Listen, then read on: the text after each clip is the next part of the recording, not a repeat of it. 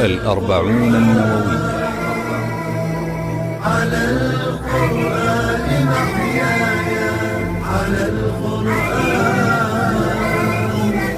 على القرآن، على القرآن محياي.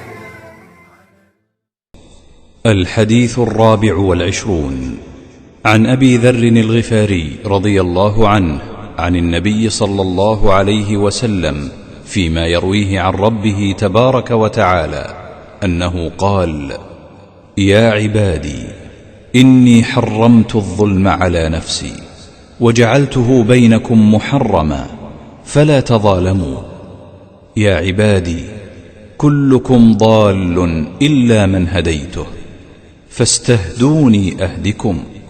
يا عبادي كلكم جائع إلا من أطعمته فاستطعموني أطعمكم.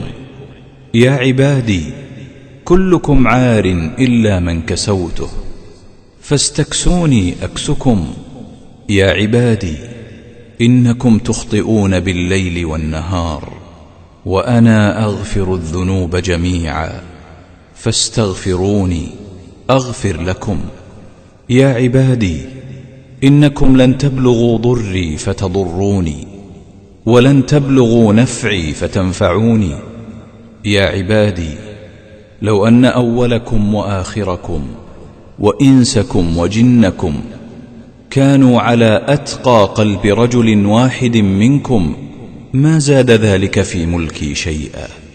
يا عبادي لو أن أولكم وآخركم وإنسكم وجنكم كانوا على أفجر قلب رجل واحد منكم ما نقص ذلك من ملكي شيئا.